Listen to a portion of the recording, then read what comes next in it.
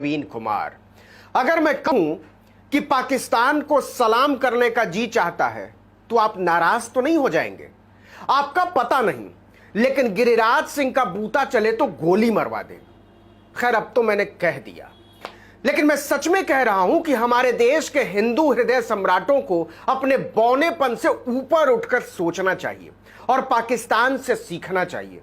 क्यों सीखना चाहिए, इसके बारे में हम बताएंगे, लेकिन पहले गौर कीजिए कि हमारे देश के उन बौने हिंदू हृदय सम्राटों की राजनीति क्या कहती है, उनकी भाषा क्या कहती है, उनकी सोच क्या कहती है, उनकी समझदारी क्या कहती है।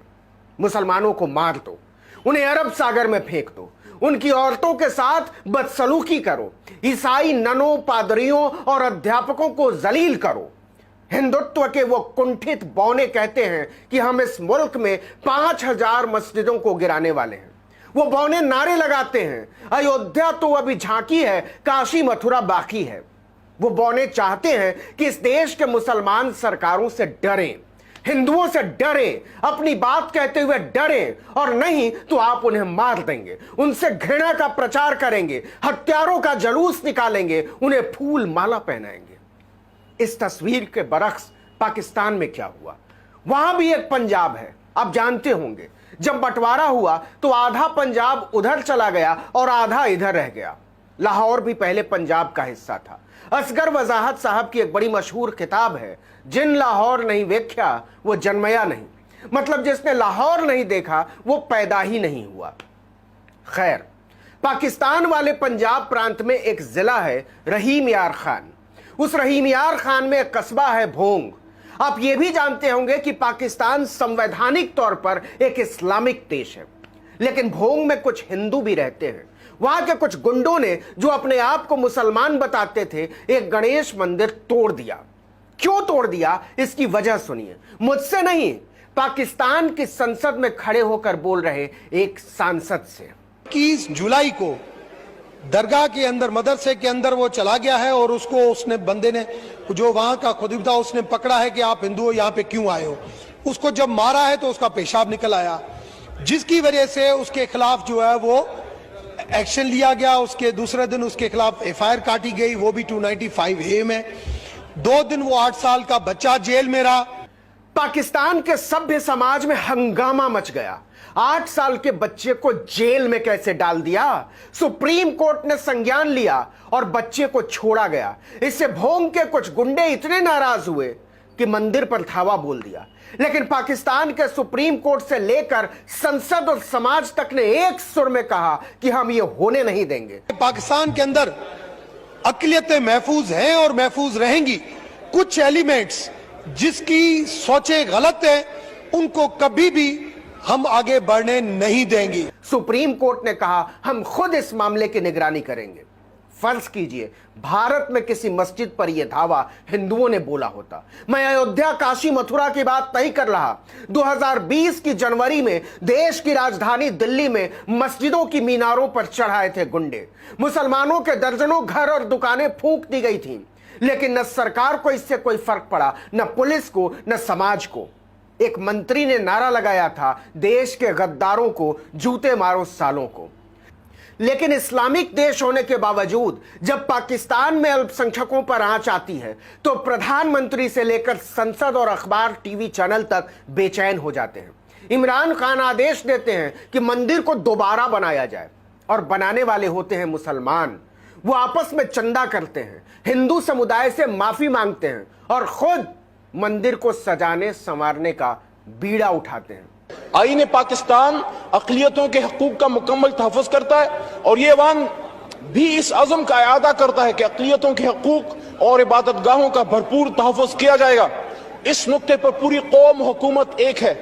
वज़ीर-ए-आज़म इमरान खान ने जल्द अज जल्द मंदिर को बहाल करने का हुक्म दिया था। दिन भर आला इंतजामी अफसरान ने मंदिर में काम का मुआयना और निगरानी की। लेकिन इससे भी खूबसूरत बात होती है कि पाकिस्तान की संसद एक प्रस्ताव पास करके इस घटना की निंदा करती है और ऐसा करने वाले मवालियों को सबक सिखाने का वादा करती है। कहती है कि इस रवायत की पाकिस्तान के सभ्य समाज में कोई जगह नहीं है, हम इसको बर्दाश्त नहीं करेंगे। कायदे-ए-आज़म ने कहा था कि पाकिस्तान में आप आजाद हैं, आप आजाद हैं अपने मंदिर में जाने के लिए, आप आजाद हैं अपनी मसाजिद में जाने के लिए और किसी भी इबादत गाह में। आपका कोई भी मजहब, जात या मसलक हो सकता है। रियासत के उमूर का इससे कोई ताल्लुक नहीं। मैं इस खबर से गुजरते हुए सोच रहा था कि अगर ऐसी ही घटना किसी मस्जिद के साथ भारत में हुई होती तो भारत के टीवी चैनलों का रुख क्या होता, उन टीवी चैनलों के संपादकों का रुख क्या होता। हमने इसे देखा है। जब अयोध्या का फैसला आने वाला था, न्यूज रूम में जश्न का माहौल था। बड़े बड़े एंकर लिख रहे थे कि हमें मंदिर के हक में फैसले का बेसब्री से इंतजार है। लेकिन पाकिस्तान के टीवी चैनल क्या कर रहे थे? वो बता रहे थे कि हम ऐसे मुल्क नहीं हैं, हम इस घटना पर शर्मिंदा हैं एक देश के बतौर।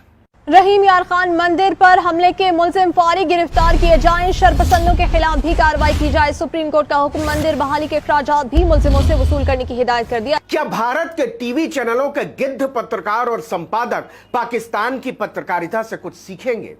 क्या भारत के हिंदू हृदय सम्राट पाकिस्तान और उसके हुक्मरान से कुछ सीखेंगे, उसके अवाम से कुछ सीखेंगे? मुझे इसकी उम्मीद न के बराबर है और इसलिए पाकिस्तान को इस मुद्दे पर सलाम करने का दिल करता है। इनकी इबादत गाहों को कोई भी तबाह नहीं करेगा, नुकसान नहीं पहुंचाएगा और ना वहां से कोई शय मुसलमानों की इबादत गाहों में ले जाई जाएगी। पाकिस्तान और मुसलमान से नफरत की राजनीति ने हमें इंसान तक नहीं रहने दिया है। क्या आपको ऐसा नहीं लगता?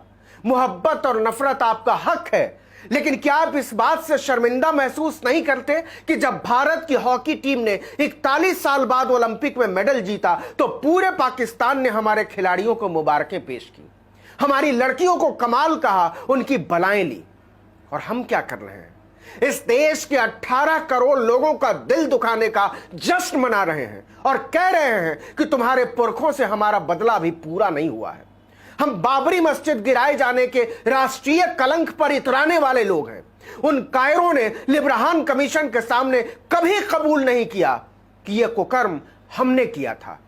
पिछले 7 साल में मॉब लिंचिंग में 150 से ज्यादा मुसलमानों को मारा गया है।